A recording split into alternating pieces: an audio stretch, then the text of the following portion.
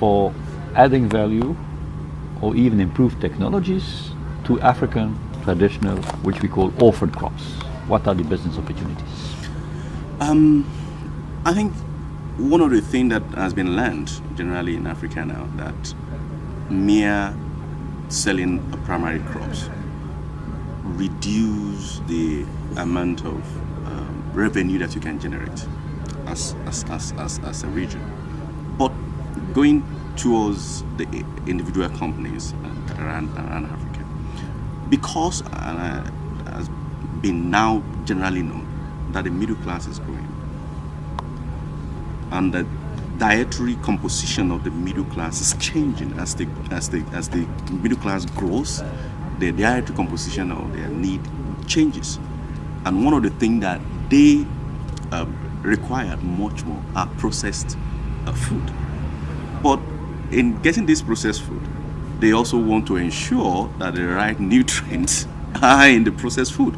So this is creating a high demand, across the whole of Africa, and this is generating a new dimension of business, within Africa. Find quite a number of small and medium companies now saying that it is a high time for them not to just sit down and be engaged in the production alone, but they are now looking at the possibility of moving from production to processing, and much more for local consumption, domestic consumption, not just for international trade now, for domestic consumption.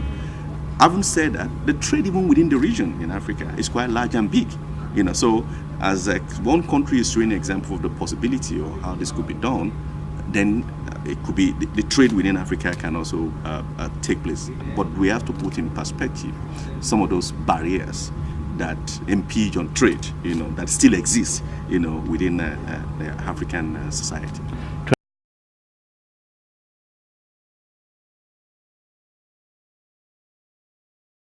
I think ensuring that the packaging of the traditional meal is done in the ways it's done in any kind of an advanced country become attractive to an average middle class. Nutritional content of those traditional meal has not necessarily been marked on the product while it's being sold as a traditional product without it being processed. What you don't find until probably of late among the traditional meals that you just buy it. You don't even know what the nutritional content is. What is the level of calcium? What is the level of carbohydrate? What is the level of protein? Many of us are not aware. We don't know. We just buy it and we eat it because it's been our traditional meal. For a middle class, it's a different thing entirely. When they buy their product, the first thing they do is to raise the packaging and look at what kind of a nutritional content is there.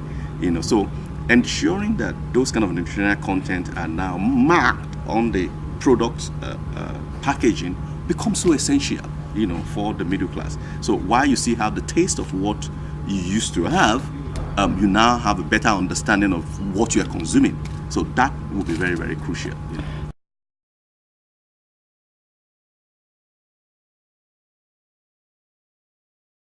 I think it has a great potential. I think it has a great potential. Knowing fully well that one of the key issue with any kind of traditional crops is if that crop change, if the taste of that particular crop or food change, there is tendency for a middle class not to buy it. There's all that tendency. In fact, it's been proven, that there's tendency they won't. So once we insist and we continue and we produce what still retain the kind of a taste, along with every other factors, then it will be possible.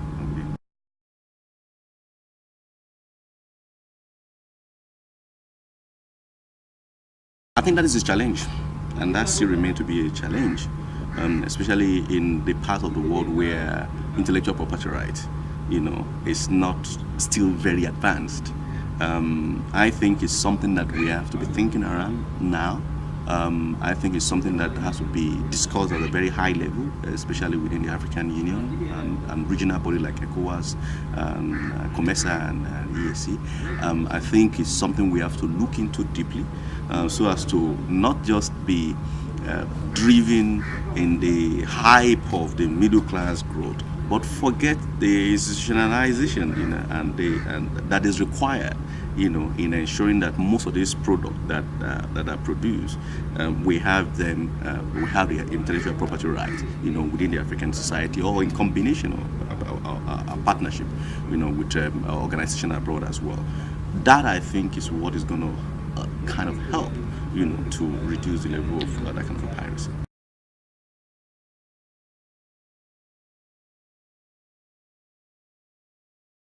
I think one thing we've learned from even the poor farmers in the urban area, in the rural area, is that most of the time they also have relatives and family in the urban area, that link back to the rural. The urban-rural migration provides some kind of information that the rural area need. At different points in time, they have their children in school, their children watches television, they hear from their friends. And so they also demand for quality kind of food. Maybe not as much as being done in the urban area, but they also demand for it, in a way, And so that, I think, is something that is very, very important to look at the urban-rural migration, and the impact of communication and information flow, between the two areas. But in addition to that as well, I think it's also essential for government to focus on standard,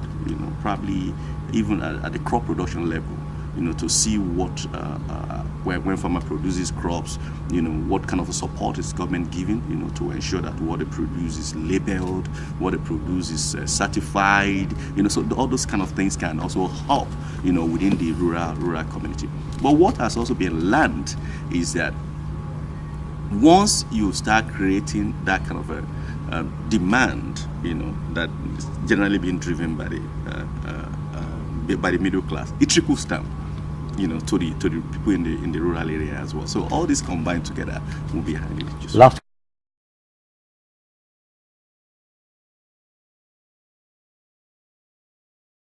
is huge, it's a big market. I remember, when I got to England 20 years ago, one of my major concerns was if I was going to find African food to eat. I went there as a student in the university. I was at the college, and I was very concerned about whether I was going to find African food to eat. It's no longer the same story now, because even the mainstream stores in England, like your Marks and Spencers, like your Waitrose, in England now, have a line now that they call the African Caribbean line in their stores. This wasn't the case a few years ago. So it shows to you, and for these kind of a big stores, known stores, to have this line, it's a reflection of the fact that the demand for this particular kind of a product is becoming high. So this kind of a demand it will create, a larger environment for agribusiness.